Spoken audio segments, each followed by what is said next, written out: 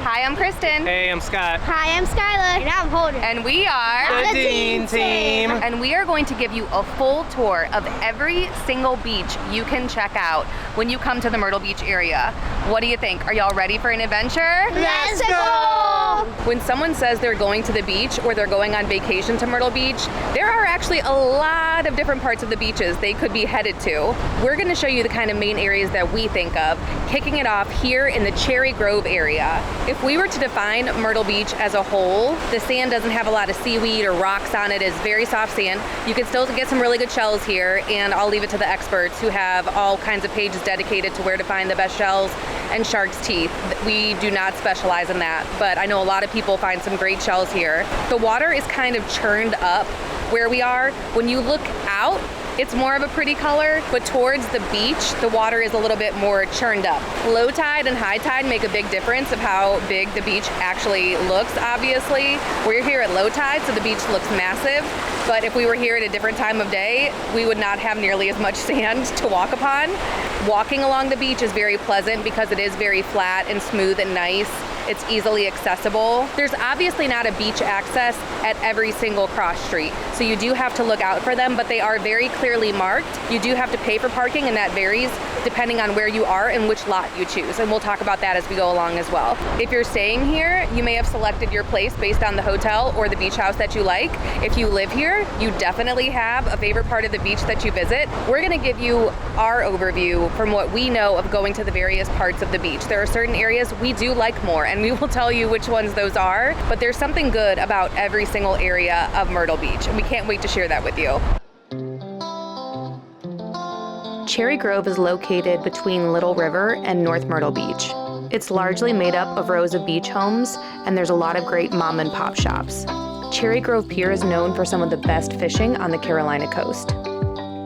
Parking in the various areas of Myrtle Beach is very different. In Cherry Grove, you're not actually looking for public beach accesses along the ocean side. You're going to be looking for parking that's actually more inland of the beach, and I'll show you what I mean. So we just parked right here, and then we are going to go across this way and walk over to the beach.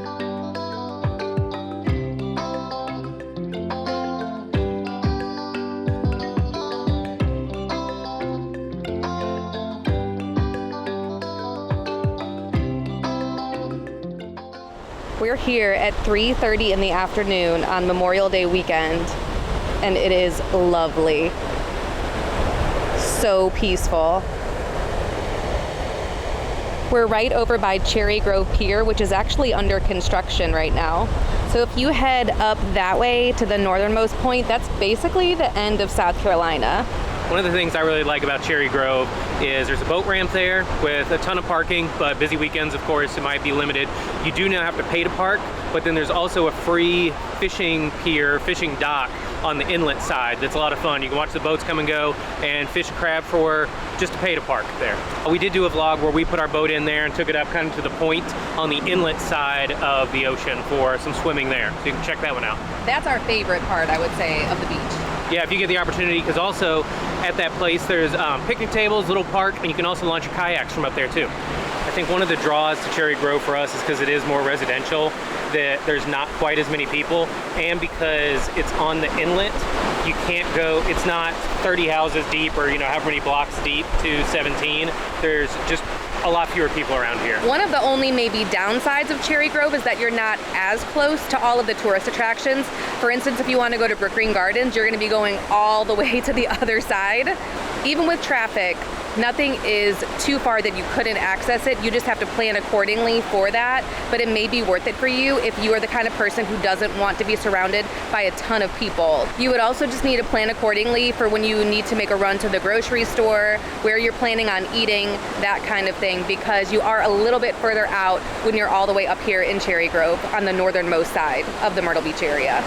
We would also say with booking a place, depending on if you're taking a day trip somewhere. Obviously, if you're on the north end, you're gonna be so much closer proximity if you're going to Wilmington. One thing that is right across the border in North Carolina that we would highly recommend if you're in this area is the Museum of Coastal Carolina and Ingram Planetarium. We have a vlog all about that experience and we absolutely loved it. It was so much fun. It would be fun just for adults, or if you have kids with you. There's a lot of interactive elements of it. The planetarium has a really wide variety of shows to check out. Even if you're just looking for a fun day trip out when you're coming to the beach, we highly recommend that.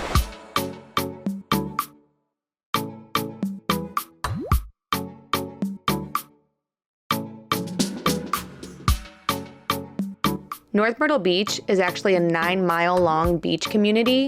In 1968, 4 existing communities, Cherry Grove, Windy Hill, Ocean Drive, and Crescent Beach, were combined to form the city.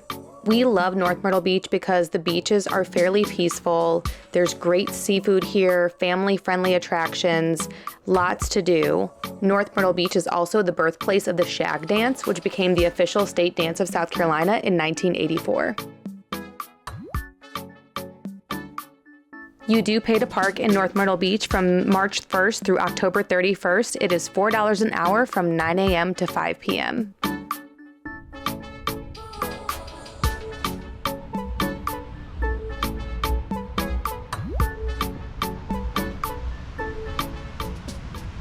We're trying to show you kind of a main area of North Myrtle Beach.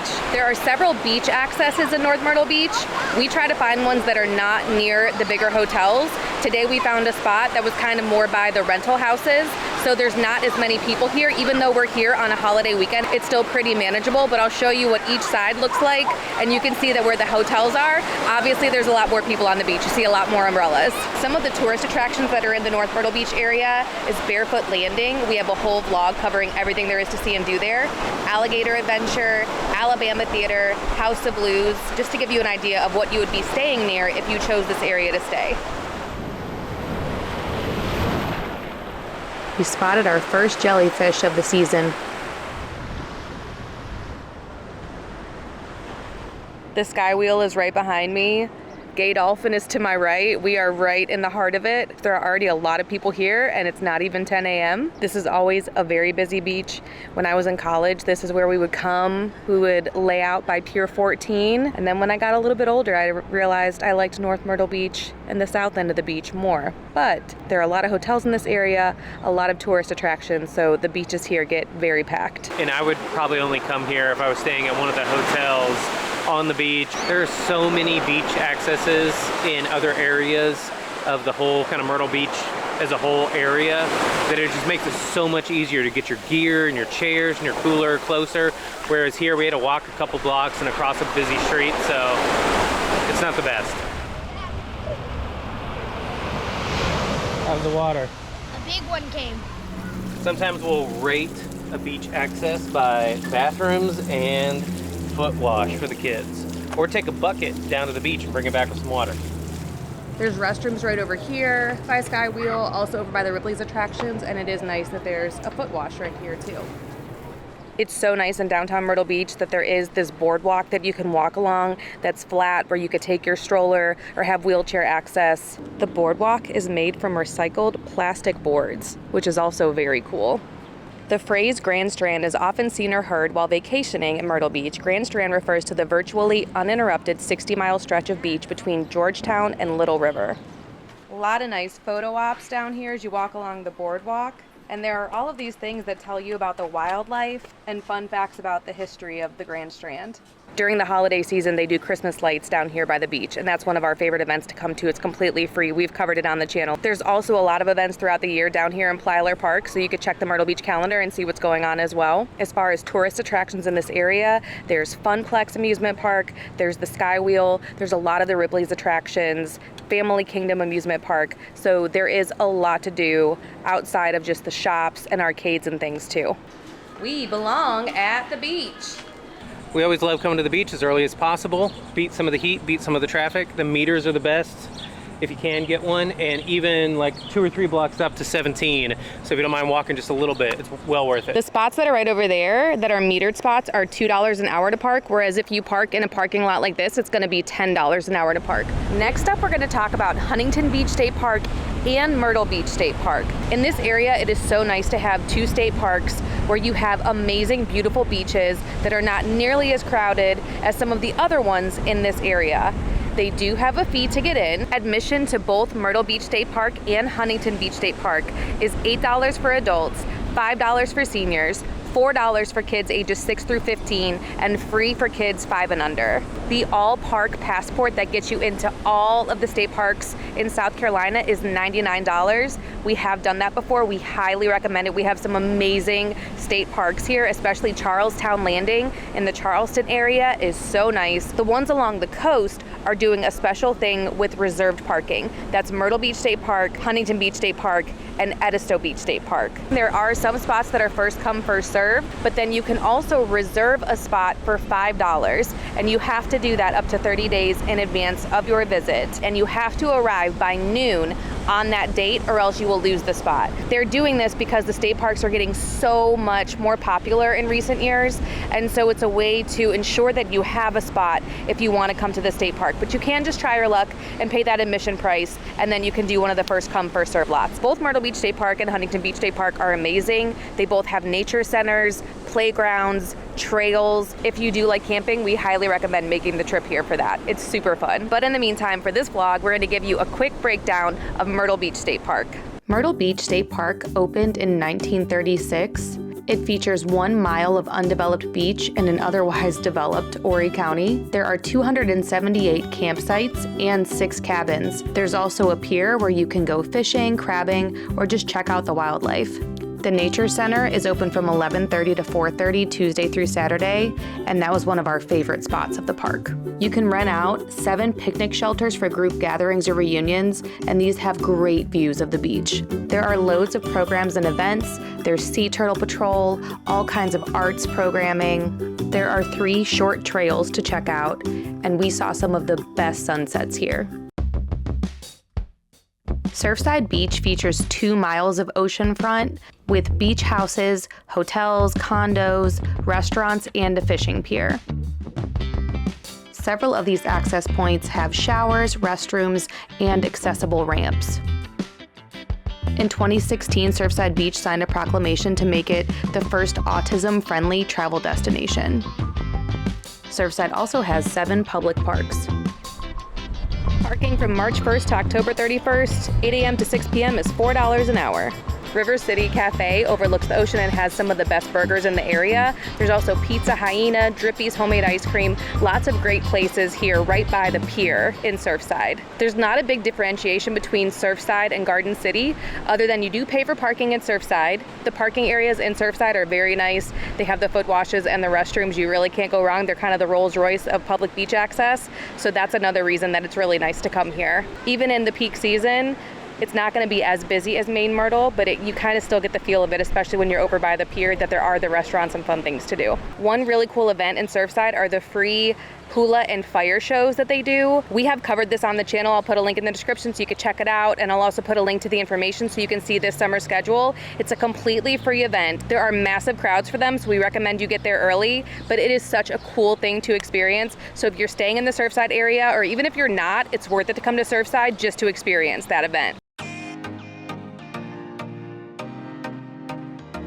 Garden City Beach is located around 10 miles south of downtown Myrtle Beach, and it covers about 5.5 square miles, extending south to a peninsula in Murrells Inlet. This beach provides access to both the Atlantic Ocean and the inlet, so the views are truly beautiful. Because the inlet meets the ocean here, it's a great spot for fishing, crabbing, and water sports. The heart of Garden City Beach is the pier, and there is no charge to walk along it. It's also probably known as the best spot for surfing in the Myrtle Beach area. The pier has the most parking, but you can find public accesses, and the amazing thing is the parking here is free, even in season. There's a lot of beach houses here, not a lot of resorts, so the beaches are not nearly as busy as Main Myrtle Beach.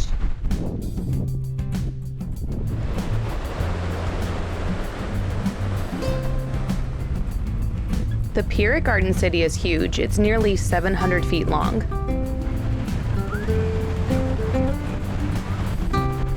It's extremely windy today, and my watch is telling me that I'm in a loud environment. If anyone's ever seen the Disney short Piper, that's all I can think about when I see these birds. They're my favorite.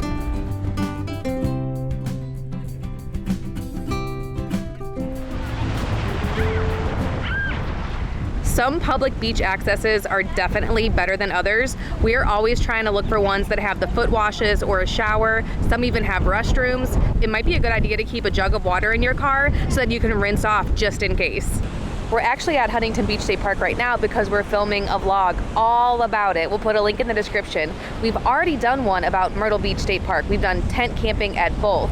So be sure to check those out. And here's an overview of Huntington Beach State Park. Huntington Beach State Park has 3 miles of beach. There's 173 campsites and 3 picnic shelters that are available for group gatherings. It's located on 2,500 acres in Murrells Inlet, and you can see so much wildlife here. There's over 300 species of birds. While we were there, we saw several gators. We also got to see turtle nests there, as well as really cool ocean life inside the nature center. The center even has birding kits that you can check out for free. And there are some really cool activities for the kids there as well. Just like Myrtle Beach State Park, there's a wide variety of programming, including the chance to see loggerhead turtles. Huntington Beach State Park also has Atalaya, which was the winter home of Archer and Anna Hyatt Huntington, and it's a National Historic Landmark. It costs $2 per person to get in. Atalaya is also the home of a popular annual arts and crafts festival that's held each September. We're coming to Murrells Inlet just to have like a picnic lunch. It's not a beach, but it's worth visiting.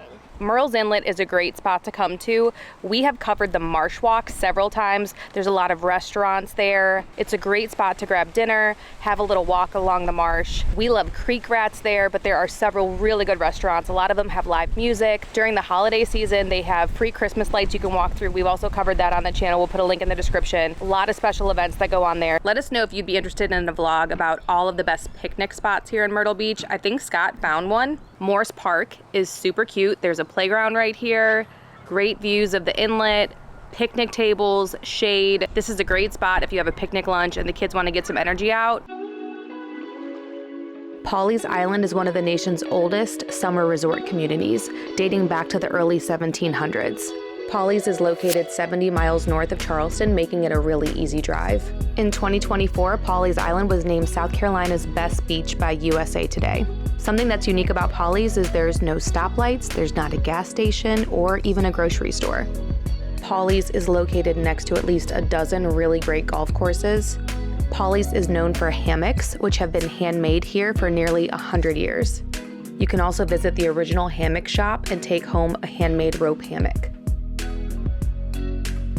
Pawleys Island is an island, so you're gonna go over a bridge to get here. There are 2 beach accesses where you can just walk out to the beach, but they are very small. And then when you go all the way south, you're gonna get to a spot where there is a parking lot, and you can go to the beach there, or you can go to the calmer side of the water. So that is where most people will try to park. So it is a good idea to get here early if you're gonna be here during tourist season, but in the off season, it'll be a little bit easier. If you wanna come here during the summertime, we highly recommend coming first thing in the morning so you can claim your spot, but just be aware Pawleys Island has the least amount of parking of any of the beach spots. This is cool. It says they do yoga every Tuesday and Thursday at 7 o'clock.